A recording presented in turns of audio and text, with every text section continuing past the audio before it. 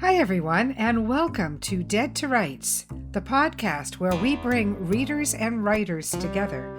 We'll bring you writers that you've already heard of and love and cherished, as well as writers you may not know, and we hope that you'll look into them a little bit further.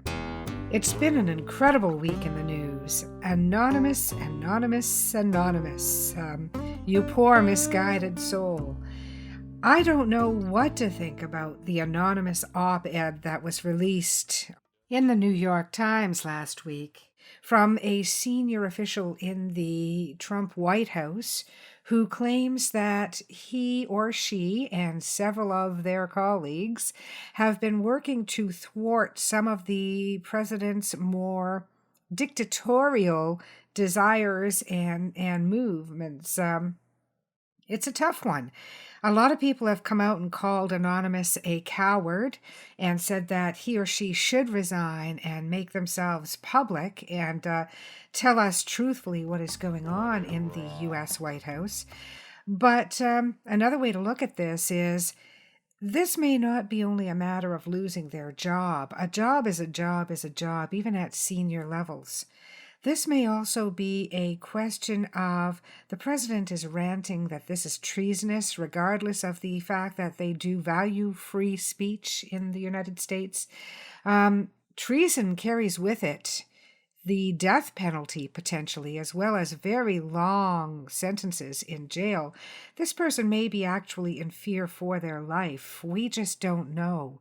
So it's very, very hard to judge Anonymous. I do personally wish that he or she would put his or her name onto this and end the speculation and come out and tell people exactly what's going on, because I think that knowing who it is would add a great measure of credibility, especially given the courage that it would take to come out. I'm not about calling people cowards who are in situations that I can't even begin to imagine, but I do know it would take tremendous courage to come out and put your name onto something like this and to fall on the right side of history before history forces you to do so, which is another way to look at this, because a lot of people have accused Anonymous of simply trying to hedge their place in history. Look, we tried to tell you things were not right. We're not at fault, while all at the same time enabling the actions of this president. And even though I haven't gotten intensely political on this program, I think reading between the lines, most of my listeners will know where I stand. And I've made no bones about publicly stating my viewpoints for the last 2 years on this whole situation. Now, as a writer, and I'm speaking to writers here, you've got to follow your own conscience. When I first started making political statements, and they've always been gentle statements, I try not to get into big fights with people. I try not to engage on some type of verbal diarrhea level with anyone, but I have made my position clear for over 2 years now. And a lot of people said to me that as a writer, all you do is alienate half your own following. And that's probably true. There's probably a lot of truth in that. So as a writer or anyone in the arts, you've got to make your own mind up where you want to fall on this whole issue. But for me, history is really important. I wanted history to be really clear where I, Donna Carrick, the person, not the company, not Carrick Publishing, not Dead to Rights, but I, Donna Carrick, fall on this whole trend towards autocracy that we see going on in the world right now. And I'm going to say in the world at large, because the U.S. is not alone. They are certainly leading this trend right now, but we're seeing it here in Canada as well. As I was saying, we're seeing this trend here in Canada right now too, and it is both maddening and saddening to see it. Because people, we've been here before. And the fact that young people don't remember and weren't taught is no excuse. Google is there to educate all of us. Please look up the Second World War. Look up fascism. Look up the rise of the Third Reich on Google. There is no excuse for ignorance in this. And I'm sorry, I simply cannot buy into people not seeing or being deliberately obtuse into where this may all be headed. So, Anonymous, I salute you for bringing this story out. But I I urge you without judgment, if it's at all possible for you to find the courage to come out and put your name on this, I urge you sincerely to do so. I think it's so important. As a lifelong liberal, I do not ever hold hatred in my heart for conservatives. I know that there is a place for all of us in this society. There are times when it's necessary for society to lean to the left and to be progressive and to try to further the interests of common people and to try to make the world a better place. But there are also times when it is necessary for us to tighten our belts, to look to our fiscal responsibilities, to look to those sides of us that say, whoa, wait a minute, are we really going in the right way? Or are we becoming too politically correct? Are we insisting that everyone think alike, which is it's really the anti-liberalism that sometimes plays into actual liberalism, and we've got to be very aware of it. And conservatives, our conservative friends and family members, can help us to do that, can help us to be real. We can all help each other be real. So I hold no hatred in my heart for conservatives at all, but I do believe firmly that there are people at the top in every nation right now who are enabling these alt-right people who are looking to not just lead a conservative agenda, but who are actually looking to destroy the democratic principles that we all hold dear, that we have fought and shed blood for. And I think it's time for us to look historically at this. That's what I've got to say to Anonymous. I know Anonymous is not likely listening to Dead to Rights, but maybe one of you listeners out there will pick this theme up and pass it on in a forum where Anonymous may actually see it. You never know. So if you agree with me, please tell 5 or 5,000 friends, and let's see if we can get through to Anonymous and give him or her our support rather than our hatred and rather than name calling, and see if we can bring them out of their privacy. Now, that leads me to the new book that's come out that is coming out Monday, actually. It's coming out Monday, September 10th, titled Fear, by the very renowned Bob Woodward of Watergate fame and All the President's Men. He was the partner who worked hand in hand with Carl Bernstein to break the case of Watergate and to bring Richard Nixon finally to some sort of justice. Even though he was not going to be indicted, he was going to be impeached. In the end, he did not need to be impeached because he agreed to step down from his position as President of the United States.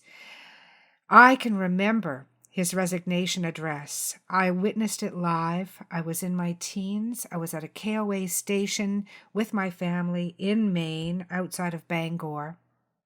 My older sister, Debbie, and I had gone upstairs into the KOA rec center with a friend, and we were watching television when Nixon came on to break the news. Our friend was a little older than us. He was an American traveler that we had hooked up with, a very, very nice young man. And we knew very little about the politics of it all. Of course, we were aware of the Vietnam War and of the lies that were being told and of these scenes, the horrific scenes on television that we were all seeing, of the dead on the killing fields in Vietnam, which was something that had never happened in a war prior to that date. We were actually able to see the death and the destruction. Because our friend was a little older and was very tuned into the U.S. political scene, he was able to explain to us why it was so significant that Richard Nixon was finally resigning. So at this point in history, I'm not sure what it teaches us. I think that Richard Nixon is widely accepted to have been a criminal, although that was his famous line, "I am not a criminal." I think it is widely accepted that he was a liar, that he was paranoid, that he was damaging, certainly, U.S. reputation on the world stage, and he was damaging the democratic principles within his own country. Having said all that, I don't believe he was a sociopath from what I've read. I don't believe that he was so far gone that he didn't know the difference between right and wrong, truth and lies. Certainly he lied a lot, and I'm not making excuses for him. He had enablers in his own cabinet who allowed him to continue with that, as we all know. What we're dealing with right now, in my view, and I'm going to say up front, I am not a psychologist, I am not a psychiatrist, but what I see, and from my readings and my research, especially my criminal psychology research, and I have read hundreds of profiles of real criminals to try to figure out what goes on in their heads. I don't think any of us really know how bad the mental scenery is within the mind of the current POTUS. I don't think any of us are equipped to gauge exactly how vile and exactly how malicious the intentions really are. But I do think we should be warned. And so I have, of course, I've pre-ordered the book Fear by Bob Woodward, and I intend to review it in a future episode. I can't review it just yet. All I've heard is the same you've all heard, which is just the snippets that come out on the news from it. And they are quite intriguing. They are quite titillating. But before I can make any kind of commentary on a book, I have to have read it from cover to cover. I say read, but I've purchased the Audible version. So it'll be the Audible version that I'm reviewing. So stay with me for a future episode when I'll bring you that. That's my political scene for today, and what I want to do is I want to tell you a little bit about a movie that Alec and I watched last night called Fractured, starring Anthony Hopkins and Ryan Gosling. It was a quiet little movie. I'm not sure it's going to be on anybody's top 10 movies of the year list, but just by telling you the names of those actors, I think you can surmise how beautifully acted it was. It was an intricately constructed psychological thriller. A man murders his wife. We all know who done it. But we also see that he has brilliantly set up his own case against the police. I'm not going to tell you more than that because it devolves from that point onward and then reconstructs itself into something quite different. So if you're able, I really do, highly recommend Fractured, starring Anthony Hopkins and Ryan Gosling. It really is a taut psychological thriller, and I think you'll enjoy it. Coming up for the rest of September, we have on September 16th an interview with Joan Hicks Boone, who is the author of The Best Girl, and we'll also be bringing you that day a short story by myself titled Axe Husband. I hope you like my little play on words. And that story appeared in North on the Yellowhead by Carrick Publishing. On September 23rd, we're going to bring you an interview with Tina Wolfe, the author of Exacting Justice, and a short story by my friend, an exceptional writer by the name of Joan O'Callaghan, titled Runaway, and that first appeared in World Enough and Crime in 2014, which was an anthology brought out by Carrick Publishing. And then finally on September 30th, I don't know yet what the story for that day is going to be, but I'm going to be bringing you a wonderful interview, which I just conducted this morning, in fact, with true crime author Nate Henley about his latest true crime book, The Boy on the Bicycle. And this is a book that I reviewed back on August 25th for our listeners, and I strongly recommend that you get a copy of it. It's not a long read, but if you're looking for something just to coast you through the fall and you want to learn something about real crime in Canada, this is the book to read right now. It's hot off the presses. It's titled The Boy on the Bicycle by Nate Henley, and I had an exceptional interview with him this morning. I can't wait to bring it to you on September 30th. For today, September 9th, I'm going to be speaking with Kate Raphael, the author of Murder Under the Bridge, and our short story today will be Cover Girl by Melody Campbell from World Enough and Crime, Carrick Publishing, 2014. You'll notice that an awful lot of the short stories I bring you were actually by Carrick Publishing, and the reason is because I have the audio rights for those stories, so I'm sorry I can't bring you stories from the authors that I do speak with, generally speaking, just because I don't have the rights. Going forward next year, I may try to handle the whole short story thing a little bit differently, just to get a broader spectrum. But for right now, I can only bring you stories I have the rights to, and I hope that you'll enjoy them because they're all outstanding stories. Today's story, Melody Campbell, titled Cover Girl, and I'm going to tell you a little bit about Melody right now. The Toronto Sun called Melody Canada's Queen of Comedy. The Library Journal compared her to Janet Evanovich, and if you haven't read Janet Evanovich, and if you're looking for light, fun mysteries, I really do recommend her. For a long time, I read every book that came off the presses by Janet Evanovich, and I thoroughly enjoyed them all. Ellery Queen Mystery Magazine called Melody Campbell the Canadian literary heir to Donald Westlake. Melody Campbell has won 10 awards, including the Derringer in the U.S., the Arthur Ellis here in Canada, for The Goddaughter's Revenge. She got her start writing comedy, so no surprise her fiction has been described by editors and reviewers as wacky and laugh-out-loud funny. Melody has over 200 publications to her credit, including 100 comedy credits, 15 novels, 40 short stories, one of which shared a literary shortlist with Margaret Atwood, and I was actually there at that event, so I know that to be true. Her best-selling Rowena Through the Walls series was an Amazon Top 50 bestseller, putting her on the list between Tom Clancy and Nora Roberts, two other exceptional writers that I do recommend. The Goddaughter, a comic crime caper, received the following review from Library Journal. Campbell's comic caper is just right for Janet Evanovich fans. Wacky family connections and snappy dialogue make it impossible not to laugh. And that was from the Library Journal, September 2012. Warning, the Rowena time travel fantasy series is not sweet romance. It is sexy, funny, rollicking adventure series that started as a good-natured spoof of the series Outlander, which many of you will be familiar with. And now I'm going to read you Cover Girl. Editor's note. With her customary wit, award-winning author Melody Campbell brings us this hard-hitting, hysterical story of how looks can indeed be deceiving. The door opened, and a big man who was all chest and no hair strode in, barking orders. "I'm looking for Mel Ramone." "You found her," I said. I find missing persons for a living. This one was easy, but I didn't think he'd pay me for it. He looked me over thoroughly, and it wasn't with approval. "You?" I nodded, swinging both legs off the desk. "Mel, short for Melinda." "Damn foolish name for someone in your line of work." I jerked myself straight. "It's a foolish business," I said. Tony whined from the corner. The metallic squeal didn't help with the atmosphere. I plowed ahead before the lecture started. "Can I do something for you?" I said. Like maybe straighten your nose, I thought. The man with the attitude threw a look at my bodyguard. Tony was doing some assessment of his own.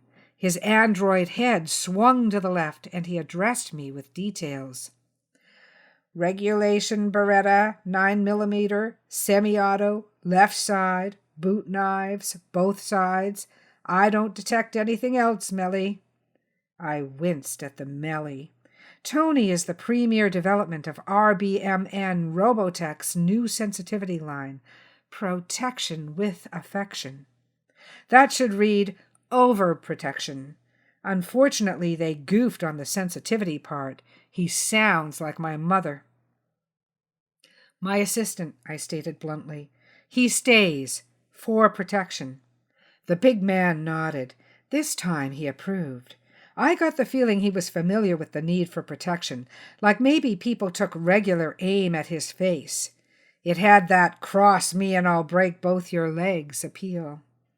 "I want you to find someone," he growled, throwing himself into the client chair.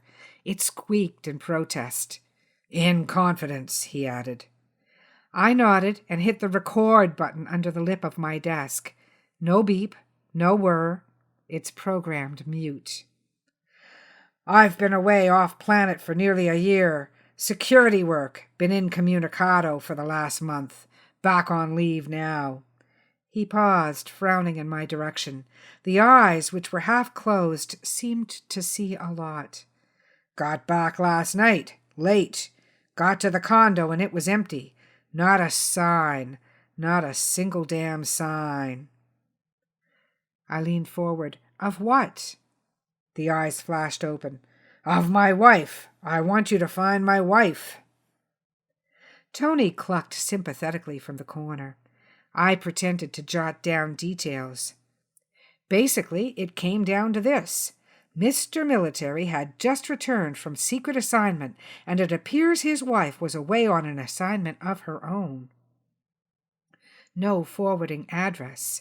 No sign of foul play. A suitcase was gone, but as far as he could tell, hardly any clothes. Which could mean a lot of things, or nothing. How much do men know about their wives' clothes? "You checked at work?" I asked. "Of course." He glared at me as if I were some sort of brainless thing that fed on flies. "First thing I did. They haven't seen her in a month. Say they don't know where she is. Won't release any information." "She was expecting you?" I asked. "I'm 10 days early," he said dryly.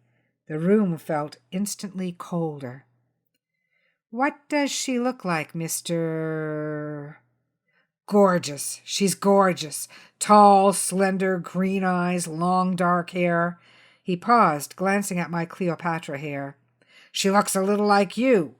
He reached into the breast pocket of his civilian jacket. A brown envelope, medium-sized, landed on the desk.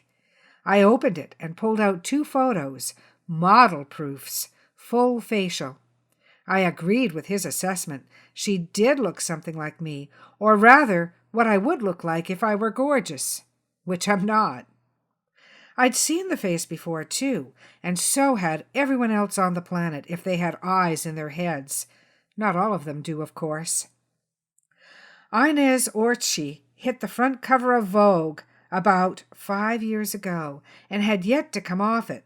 She had a face you couldn't miss, all aristocratic bones. You could starve for light years and still not get that effect. 3 months back, the cosmetic firms were vying for an exclusive contract, so the rumors went.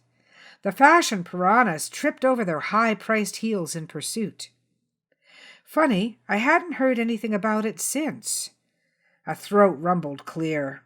"You'll want to check out the premises. Here's a pass card, the numbers at work, friends. Her mother's dead. I'll leave it to you. You can reach me at this number." He passed an envelope, this time white, and swung from the chair. I spoke quickly. "About my fee." "I know what you charge. Just find her," he said, turning away. "Look, there may be—" "Just find her. I want her back. She'll come back if she knows I'm home." "I'll call you as soon as I know anything, Mr. Orchi." "Beckwith," came the roar from the doorway. "Colonel Beckwith. Orchi is my wife's name." The door closed with a bang. I looked over at Tony and grinned. Oops. 2 hours later, Tony was still whining. "I don't like it, Melly. I don't think we should take the case." "Why not? And don't call me Melly." "I think he did it," Tony hissed. "Did what?" "Did her in, knocked her over, snuffed her out." I sighed. "Have you been watching late-night movies again?" I was going through massive closets in the Orchi bedroom. Everything in the bedroom was huge, including the bed, which was a thought. "Boyfriend," I mused. "Boyfriend?" "Oh, come on, Tony. It's gotta be. Run off to be with a man. I'll bet my last credit. The husband thinks so, too. That's why he's so grumpy. But why she would leave these behind, I can't imagine." It was hard not to want all the things in that closet. Row upon row of designer samples and runway cast-offs.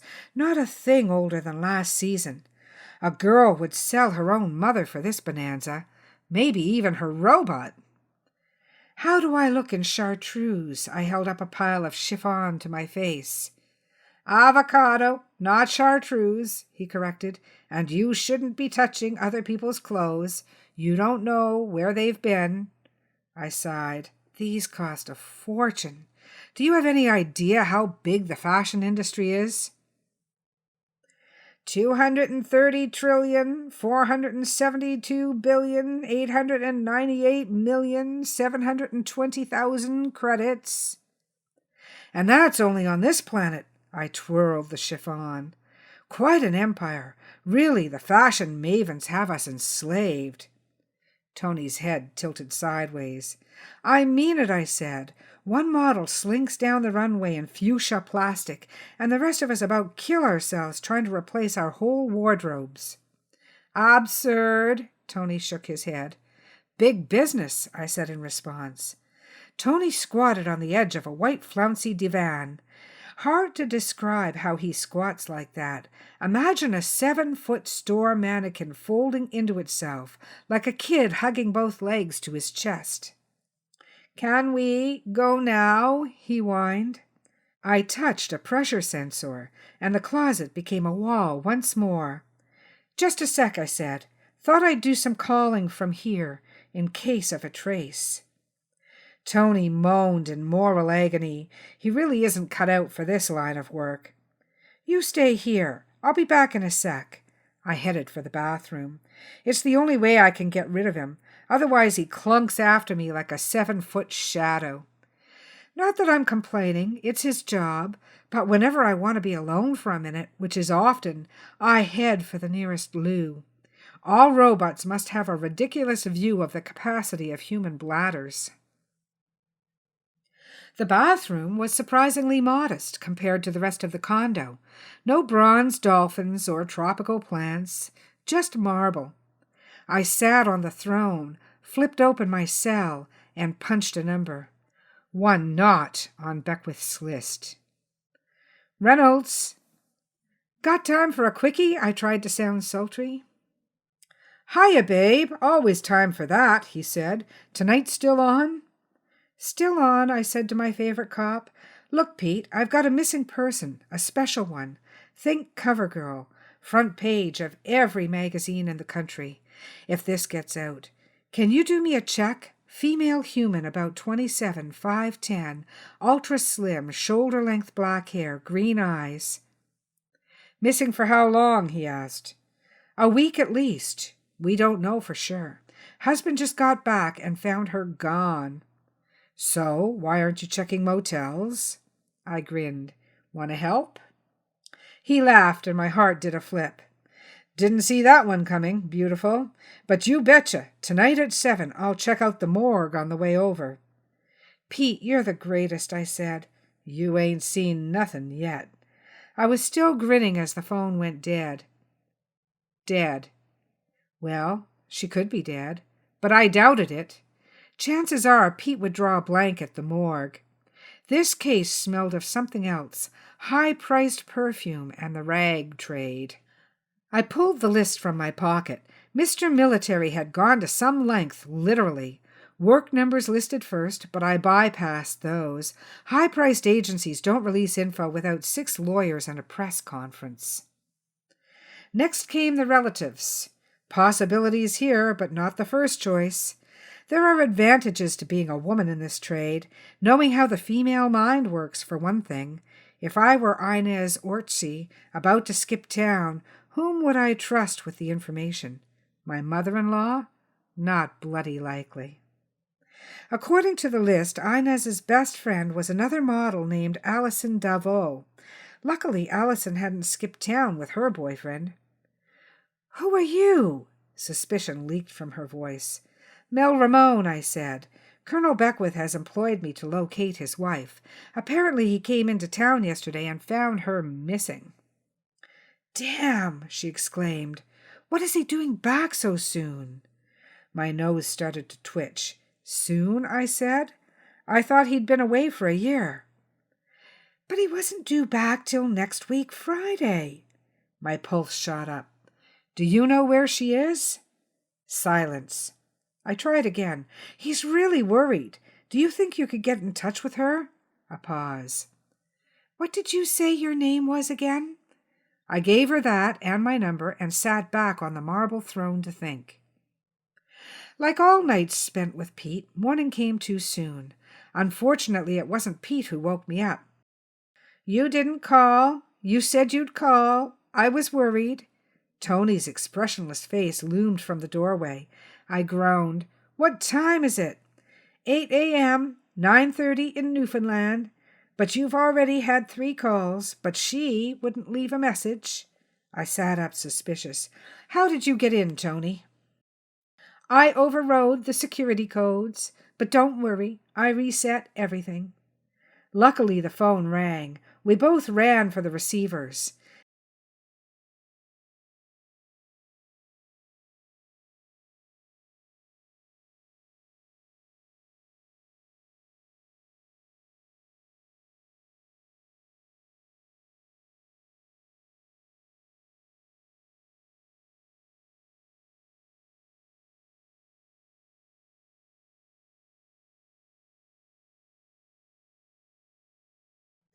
"Is this Mel Ramon?" "Yep," I answered before Tony could. "This is Inez Ortsy speaking." "Hold it." I grabbed my bra and shirt from last night and tried to dress with one hand. "Hold it right there. Where are you?" A contralto voice at the other end sighed. "Are you alone?" "Yes," I said. "No," Tony said. I cursed out loud. That was my robot. She continued without missing a beat. "Is Brian with you?" "Brian?" I went blank. "My husband," she said. "No." She gave me an address and told me to ask for her at the desk. It was a big desk, not the sort of desk you find at a posh hotel either. This one was staffed by a sergeant major of a woman, dressed in white. Easy chairs littered the foyer. There had been no sign on the building, and there was no sign over the desk. It was stark and unwelcoming. I said Inez Ortsy was expecting me. The desk major picked up a phone and spoke quietly into it. Tony fidgeted at my side, visibly nervous. He hates hospitals, laboratories, or anything to do with people in lab coats, people who might be robotics technicians. I don't blame him. I had the same feeling about this place. "Room 160, 4 doors to your left, that way." She pointed me and we obeyed. The corridor was quiet and vacant. I glanced at Tony as he plodded along, turning his head this way and that. "What is it, Tony? What is this place?" "I don't know." He sounded nervous. "I can't conclude. A clinic of some sort, perhaps a sanatorium, but no visible guards, no weaponry, no hidden surveillance, some electronic activity, but not the level of—" I shushed him when we arrived at the door and knocked. "Who is it?" "Ms. Ortsy, it's Mel Ramon." "Come in," she said, "and shut the door behind you." The room inside was equally stark but bright. Light flooded in from the sliding glass doors. Inez Ortsy stood framed in the sunshine, a dark silhouette. She looked like her photos, only more. The famous aristocratic bones had some padding. She smiled sweetly. "So you've discovered my secret," she said sadly. The lone figure walked away from the window and settled on a nearby tub chair. "Have a seat." "Your husband is very worried about you," I stammered. She sighed. "Poor Brian. He has no imagination. You've met him. You know what he's like. You'll understand why I had to do this in secret." "I think so," I said slowly. Tony swung his head in my direction, questioning. I threw him a comfort glance and waited. She got up and started to pace. "The perfect model," she said. "Every measurement scientifically designed and crafted for the specific purpose of selling clothes. The perfect marketing combination, impossible to achieve with the human body. I am a scientific masterpiece," she said bitterly, "the first of many to come." Amazing. I looked her over, incredulous. I did the Paris and Milan shows my very first year. Shot a cover with Vogue and kept going. Married Brian, and believe it or not, we've been happy. He doesn't want children, luckily. I checked that out before. It was only fair. Of course, he's off-planet a lot, and I have my career, until now. But who would have ever guessed that skinny would go out, and the healthy bosom look would come in? Her voice held a remarkably human wail. The bookings have suddenly dried up. My agent says I've got to gain weight or I'm finished. Eat more, she says, as if that were easy. No, they don't know I'm manufactured. Neither does Brian, and I can't tell them. It was part of the contract. Contract? My throat felt dry. She nodded. Top secret. I'm a test case. This is big business. No kidding, I thought. Big business, big bucks. I could see the potential. Talk about scientific breakthroughs. Tony looked like a kid's Meccano project next to Inez. Why a model? I asked. She shrugged. In the public eye, not a lot of personality requirements, although I think I excel there. Ideal for a trial run and no damage if I slip up. Models come and go, so I can be removed at any time. The room chilled. I caught a whiff of the future, and it wasn't pleasant. How many more Inezes were there out there already? I fingered the list of phone numbers in my purse. Your friends? She shook her head. They don't know. Allison thinks I'm in for cosmetic surgery, which is sort of true. Inez, a slightly filled out and even more beautiful Inez, reached out her hands and pleaded. Brian wasn't due back until next Friday, and I undergo breast implants tomorrow. You've got to help me. He can't know where I am. Not until Friday at the earliest. I frowned. He's pretty frantic. We'll have to tell him something. She threw up her hands and paced the floor. Tell him anything. I don't care. Anything but this. I know. Tell him I'm having an affair. That's it. That's perfect. I can manage a jealous husband, she said triumphantly. I can handle that no problem. I just can't deal with the truth. She was still pacing the floor when we left. I don't understand it, Melly. I don't understand it at all. Tony ambled along the corridor beside me. You mean why we tell Colonel Beckwith about his wife's affair, the one she isn't having? We're confirming his worst nightmare, Millie, and it isn't true. I grimaced as we walked out of the oppressive foyer into the direct sunlight. Sometimes what you think is your worst nightmare isn't. Which reminds me. I took a deep breath and tried not to think of my mother. Tony? Yes? Don't call me Melly. Okay, dear. Watch the curb. Let it rock. And that has been Cover Girl by Melody Campbell, Canada's Queen of Comedy. And now I'm delighted to bring you our interview with Kate Raphael. Kate is a San Francisco Bay Area writer, feminist and queer activist, and radio journalist who makes her living as a law firm word processor. She lived in Palestine for 18 months as a member of the International Women's Peace Service, documenting human rights abuses and accompanying Palestinians as they attempted to live normal lives under occupation. At the end of her time in Palestine, she was imprisoned for over a month by the Israeli authorities and eventually deported. In 2011, she won a residency at Hedgebrook. She produces the weekly radio show Women's Magazine on KPFA Pacifica, which is heard throughout northern and central California. Her writing from Palestine has been published in the anthology Peace Under Fire, Verso, Reclaiming Quarterly, and Left Turn. And she is the author of Murder Under the Bridge, a Palestine interview. So please give a big Dead to Rights welcome to Kate Raphael.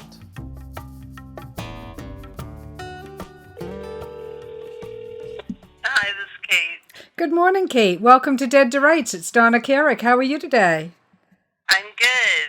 Good. Can you hear me okay? I certainly can, yes. I think we had a little mishap with the phone. I'm not sure what happened, but I'm glad we're connected yeah, now. that was my fault. I'm sorry. I just dropped the phone, essentially. Oh, well, that happens, hit the button, doesn't it? And then I accidentally hit it again, and it dropped the call. Yeah. So you're in the San Francisco Bay Area, is that right? That's correct. And how is your weather on this lovely pre-Easter morning? It's actually really beautiful. Oh. The last few days have been really warm, and Oh, gorgeous. that's so nice. I'm here in Canada, so I love hearing about this kind of thing. Is it snowing? No, it's not snowing. Actually, it's pretty good weather for here. But it's cool. We're not sitting out on the deck. Let's put it that way. No. Yeah. Well, I'll sit out on my deck for you. Okay, thank you. So, for those who don't know, Kate Raphael is a mystery writer, and she's got an MA in political sciences at UC Berkeley, so that's kind of interesting. And you've also lived in Palestine for 18 months. You were with the International Women's Peace Service, is that right? That's correct. Wow. Was that before or after you started writing mysteries?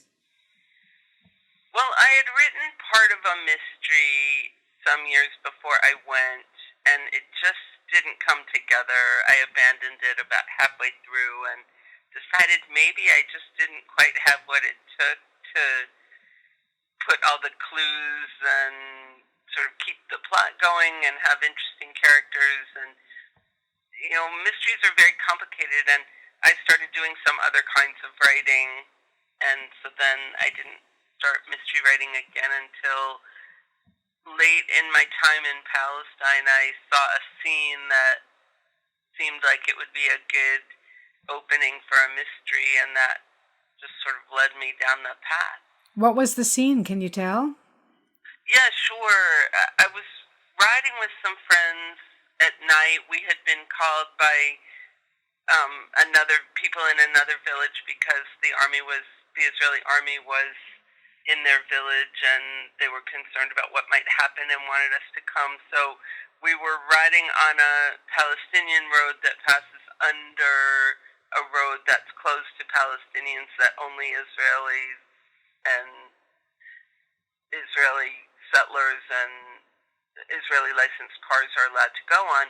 And I looked up on that road and I saw what looked to be an abandoned car, and there were some police up there. And this is an area that's very interesting because it's very close to the Israeli border, so a lot of Palestinians would cross into Israel there, would use it to cross illegally into Israel to go to work, and Israeli peace activists would also use it to come into the West Bank to engage in solidarity activities and meet with Palestinians and go to demonstrations against things that the army was doing. It's an area that has a lot of farmland, so farmers would be working, Palestinian farmers would be working, but there are also a lot of Israeli settlers in the area, and the army is there a lot because it's so close to the border. So it just seemed like a very ripe place to begin a mystery, to set a mystery, because there are so many different kinds of people interacting there. Yeah, that was exactly the word I was going to choose. A ripe place to, just rife with all kinds of characters and backgrounds and possible situations, eh? Exactly. And I think it worked out pretty well. I think really that above all other things, places can really inspire us to write. That's been something that people have said to me a few times, and I've certainly found it to be true myself. And I also think sometimes, like, we know we want to write, we know basically what we want to write, but when we're very young, sometimes we don't really have the sense of what we've got to say, what we really bring to the table or to the page. And with a little more maturity and a little more experience, sometimes it can really flow. I think that's right, and I think sometimes, writing is a skill. I mean, it takes a lot of different things. It takes discipline. I guess it takes some form of talent, but fundamentally it's a skill, and you have to practice it to get better at it. And mystery writing is a particular kind of skill, and one that it just doesn't come from nowhere. And I think that sometimes those of us who have been writing since we were little, and certainly I always wanted to write, might think that just because we know how to scribble in a journal that means we know how to write a certain kind of story. And I mean, you have to study it, you have to practice it, you have to work on it like anything else. Yes, yes. The plotting and the clue placement and things like that are all very very particular to that specific kind of writing. Now, on top of that, you've got different layers in your mysteries too. I when I was researching you online, I see that your fiction is involved with gay and lesbian fiction. Is that true? Yeah, I mean, I am a lesbian, and I always promised myself that I would never write anything that didn't have lesbian content. Mm-hmm. I mean, that's probably an exaggeration, but because certainly I've written articles, but that my fiction would always have queer people in it, but not necessarily in a situation where that's the main thing that's going on or that's the main issue. And Yeah, yeah. It's just the character, right? Like just the exactly. I mean, I just want us to be represented as doing everything that anybody else does, and yeah. we don't spend all of our time thinking about being gay, but we're always there. Yeah, it's just a factor. Like we all have factors in our lives, and that's who we are. It's all part of the fabric of the character, and it's so important to be true to your characters. Right. Mm-hmm. And true to ourselves, I think, as a Yeah. writer. Well, I think they kind of go hand in hand. If we're really doing it that way, it does go hand in hand. I'll give you an example. I can write a character that doesn't seem anything like me, but you know that intrinsically that character is going to really represent aspects of me that maybe other people don't even know or recognize, but it's there. So, Yeah, I was saying, you know how they say all the characters in your dreams are yourself? I yeah, mean, I think all the characters in your novels are yourself also, yeah, in and a we have to certain be way, very. because they come out of us. That's right. And we have to be very careful to cultivate them and give them their own voices because it's true, when they're first born, these characters, they really do represent us. And I think that's part of the art, is cultivating them into individuals that are unique. Yeah, and that was definitely the hardest thing, because I have two women protagonists, and they, at the beginning of the book, they meet for the first time, of the first book, Murder Under the Bridge. They're meeting for the first time, and they don't know each other, obviously, since they're meeting for the first time, but they don't really recognize each other. They're not people that each other have come into contact with, or a type of person that they've necessarily come into contact with. They both have reasons to suspect each other, but they're attracted to each other, and part of the attraction is based on certain things they have in common. Mm-hmm. But when my first draft readers, or the readers of the first draft that I gave people to read, which of course wasn't the first draft that I wrote, some of them Yeah. said they seemed too similar. Yeah. And so I really had to work on getting their characters to come through, allowing them to become aspects of myself and other people that I was influenced by, but to go in their own direction. Yeah, exactly. And the titles are great. Murder Under the Bridge and Murder Under the Fig Tree. I really like those. They're very intriguing and kind of, I think, deceptive in the simplicity of the titles. Yeah, I mean, I insist on using a Palestine mystery as the subtitle for all of these books, because I want the word Palestine to be out there, and I want people to think, oh, Palestine, I don't know anything about that. Maybe this is interesting.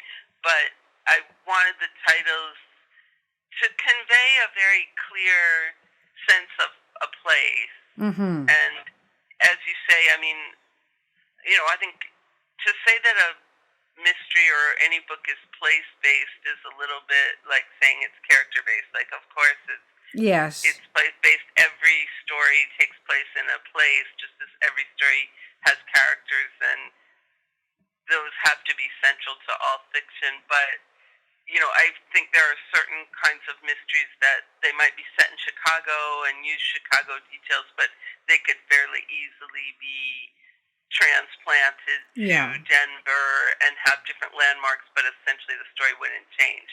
That's not true for my books. My books couldn't be written about any other place on earth than Palestine. Yeah. So I really want the sense that this is about a place to be very clear Mm-hmm. from the titles and the covers. And I feel like the cover artist that She Writes Press uses does such a great job of coming up with images that really convey that. Mm-hmm. Mm-hmm. Yes. So Murder Under the Bridge and Murder Under the Fig Tree, for our listeners, go and look for those books. They're both subtitled A Palestine Mystery, and they really do look very intriguing, Kate. Now, I see here, too, that you were actually imprisoned at one point. Can you tell us about that? Is it something you can talk about? Oh, yeah, sure. So, I mean, I was in Palestine doing human rights work. That's what took me there, and that's what the International Women's Peace Service does. And the Israeli government, which just yesterday shot and killed at least 13 unarmed protesters on the border with Gaza and injured over 1,000 people, is not very interested in having foreigners observing what they're doing from a human rights standpoint, because they're not very respectful of human rights. And so they are often looking to arrest and deport people who are doing what I was doing. And that's what happened to me. But at the time that I was arrested, I was actually arrested twice. Once in late 2003, and then almost exactly 1 year later in late 2004. I spent 2 consecutive New Years in Israeli jails. Oh. And the second time that I was arrested, I had planned on leaving anyway. My commitment to the International Women's Peace Service was up, and I had planned to be leaving in about a month. So my visa was valid for another month, and so I really felt that they didn't have a justification for arresting me. I hadn't been doing anything illegal, and I wasn't in Israel. I was on Palestinian land. I had a letter of invitation from the Palestinian Authority, inviting me to be there, so I felt that I should contest it. And so Israel, one of the things about the Israeli government is that they like everything to be very legal. Mm-hmm. Like, they could just say, no, we're deporting you anyway, but they they set the hearing for my appeal on the day after my visa expired, so that then they could say, oh, well, we're deporting you because you don't have a valid visa. Yeah. So that's why I was in prison for about a month. It was a special prison that had been built just for immigrant workers, basically, for foreign workers, of which there are many in Israel, and there were more at that time. Many of them had been trafficked in some form or other, that is, either brought under false pretenses or brought by force, or they were forced into sex work, or they hadn't been paid. So I learned a lot of those stories, even though my Hebrew wasn't very good, and most of the women did not speak English, so we had to figure out how to communicate, but I was able to talk to many of them in one form or another, one language or another, and I heard a lot of their stories, and a lot of those, actually, that's where the subplot of Murder Under the Bridge, which is about trafficking of foreign workers, came from, was inspired by hearing those stories. Yeah, yeah. So there's a really strong human rights bent to your work, really, isn't there? And you also produce a weekly radio show, Women's Magazine. Can you tell me a little bit about that? Yeah, I started doing that also when I came back from Palestine in 2005, and initially I just thought that I would do one interview with a Palestinian lesbian, and then I just loved it. I loved talking to people, hearing them talk about their lives and their work, and I liked the technical aspect of editing and sort of taking an interview that might be all over the place and shaping it into something that really moves. It's kind of a lot like writing, and so I've been doing it now for I guess, 15 years, and we are a weekly magazine show, so that means we usually have several different features in an hour show.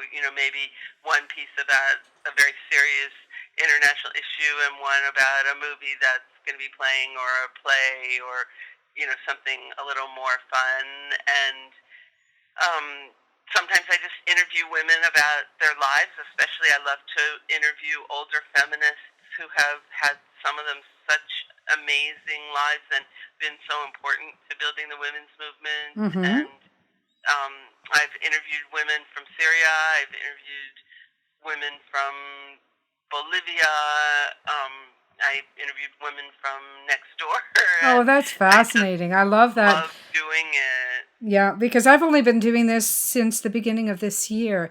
But the thing that thrills me about it is reaching out to people that I've never met, like yourself, and just finding out what motivates your work, what your passions are. I mean, it's absolutely thrilling to me, so I can see why you got addicted to doing it, for sure.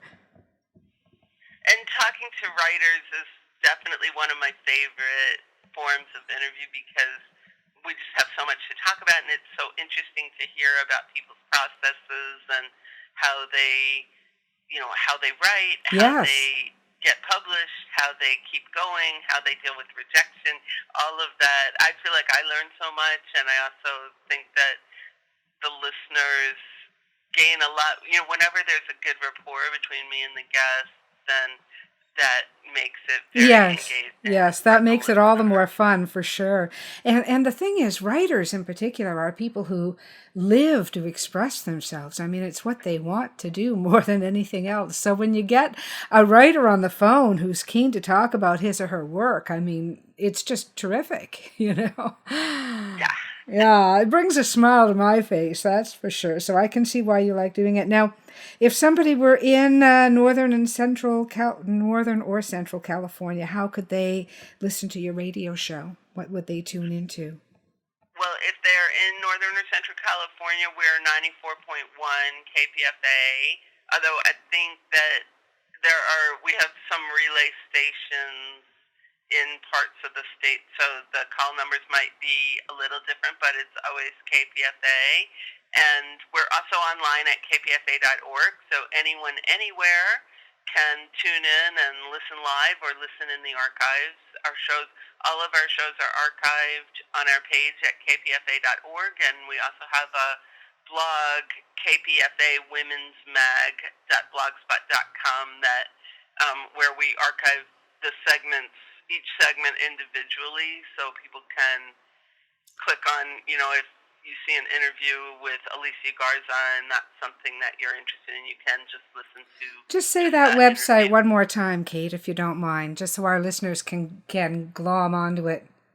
Sure, kpfawomensmag.blogspot.com. Perfect. Thank you very much. Yes. And thanks for coming on the show, too. I'm honored to have someone with your background in human rights work on the show. Well, thanks so much for having me. It's been really fun. Yeah, it has. Now stay on the line. I'm going to stop the recording. I want to thank Kate Raphael for joining us today on the Dead to Rights podcast. If you're a published author and would like to be featured on Dead to Rights, please email me, Donna Carrick, at carrickpublishing@rogers.com.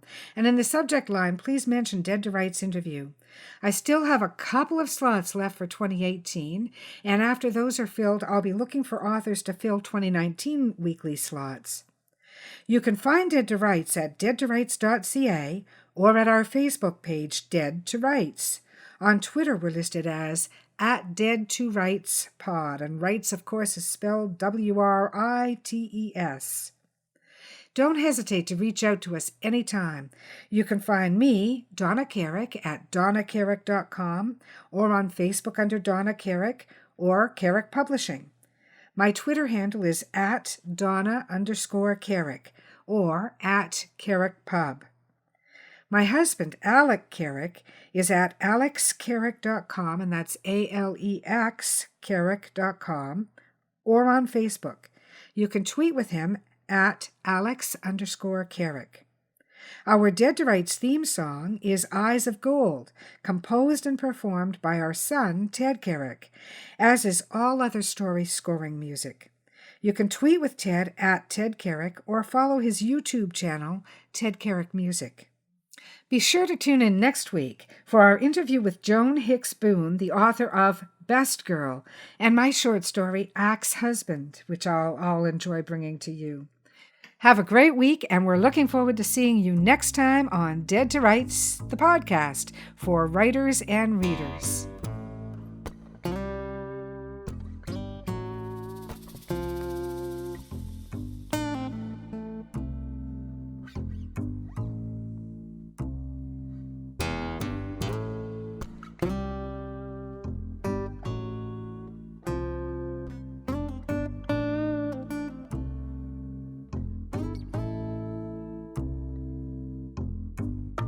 A dusty road, a man alone.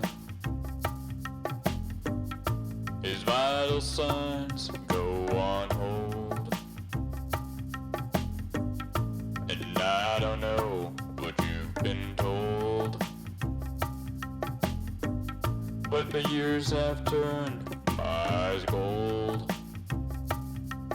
And I told you what you told me, we'd never be in the same boat for free. Yet it rides, let it rock.